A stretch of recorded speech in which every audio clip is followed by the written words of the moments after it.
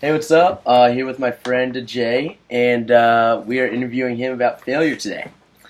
All right, so Jay, can you tell me about a failure of yours that directly affected where you are today?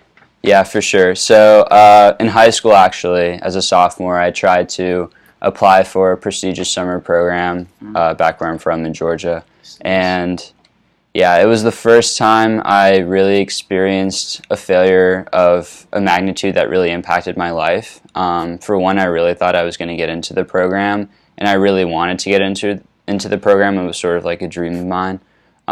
But when I got rejected, I guess it sort of impacted my life in a good way because I was able to learn from it and reapply again next year and actually get in. But at the time, it For was you? really sad. Yeah, Yeah, I can yeah, imagine. Huh. So, coming off of that, what is the most important thing that you've learned through failing? right. So I think failure itself is sort of a learning process. When you fail, you need to really identify what went wrong and then identify the ways that you can go back and fix those mistakes if you ever need to do the same thing again, I guess, in a Of way, course, but of also course. just for your own vindication, I guess, to identify where you went wrong and see how you could have done better. So failure itself, really, to me, is a learning process, and I almost think that the best way to learn is through failure or is through making a mistake, like saying something, answering a question out loud in class and getting it wrong. You'll never get that question wrong again because Yeah. you've just been totally embarrassed. And Right. failure is an embarrassment, dude. But Of it's course. uh, it's sometimes it's what you need. Yeah, Yeah. definitely. No, I completely agree with that. So, from there, like, do you think that there's a positive side for failing? Oh yeah, of course. Sort of like what I just said about how failure sort of shows it's someone else's validation that you weren't quite ready for something else. And Mm. I know a lot of times we get like wrapped up into ourselves and we think, oh yeah, I'm totally qualified to do that. Oh yeah, I can totally do that. And then to have someone else say that, hey, or not necessarily to have someone else say, but to have someone else show that, you need to take more steps to better yourself or that you might not quite be fit for something yet is really important in personal growth because it shows you that there are ways that you can improve. There are Yeah, ways that you can better yourself that you might not have otherwise realized. yeah, I feel that. Yep. Agreed, agreed. So, I know that there's definitely, you think there's a positive side to failing. I also do think there's a positive side to failing. But do you avoid situations where you could potentially fail? Yeah, all the time. Go to Brody Gym and you know that there's some people you don't want to play basketball against because you know you'd probably Definitely, get destroyed. But definitely.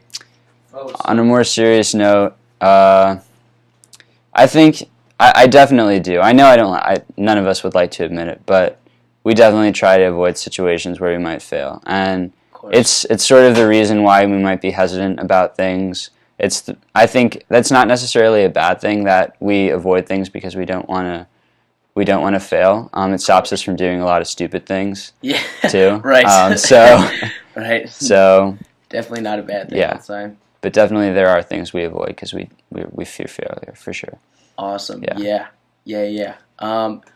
So I know that you talked about, failure to get into your summer program and all yeah. that earlier, but um, do you have any other failures? Like, I was just kind of wondering what's been your greatest failure to date.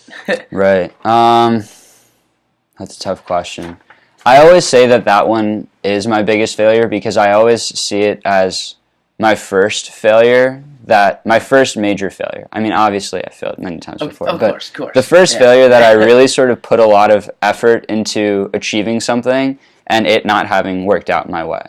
And the first failure that really sort of made me have to learn to improve. And so I think that probably is my biggest failure to date. Not Mhm. necessarily because not necessarily because it was like the biggest failure I've ever had, but because of the way it changed the way I saw failure, because of the way it changed how I approach, when I do something wrong the first time. So Right, right, yeah, right. Awesome. Okay. And the last question. So, you know, given a day or week or month even, we have so many failures. Yeah. So how do you just recover from them in general? Like, I mean, obviously some are easier than others, but is there something specific that you do that you can kind of like take it in, like look back at it, like see where you went wrong, whatnot? Is there anything like that you do, or just kind of let it go? It's hard, dude. Especially now, like at this time of year, applying for internships and everything. Right. You get it a lot.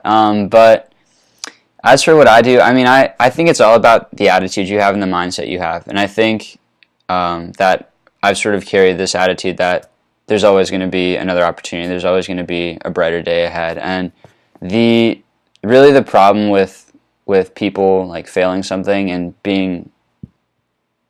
taking it the wrong way is that they don't see the failure as a means to get better. They see the failure as sort of a dead end, a block, a stop to their life or to their future progress. And so you have to recognize that failure as something that you need to improve on. And so that's what I see it as. Is if I fail today, tomorrow, there's always a chance for me to get better. Always a chance for me to get better. I'll give you an example, actually. Yeah, let's hear it. So I wrote this Chronicle article a few weeks ago. Some guy commented on it and made a mistake or whatever, and it was just, oh my goodness, like everyone can see my mistake and everything, and it was terrible, and I was just like, hey, I'll never make that mistake ever again in my life now, because now I've been sort of publicly shamed and disgraced for it. So you just have to, I mean, there are a lot of, at the time actually, I kind of wanted to stop writing for the Chronicle. I was like, oh my god, this is just going to be a way to ruin my reputation or whatever. But if you really internalize it as a way to learn, as a way to better yourself, then you can take it again and again. Just keep taking the beating. Just taking it. Yeah, endure. Yeah. All right. Well, AJ, thank you so much. Yeah, dude. Thank you for having me. Yeah, thanks for all your time and course, sharing your experiences with us. Of course. All right.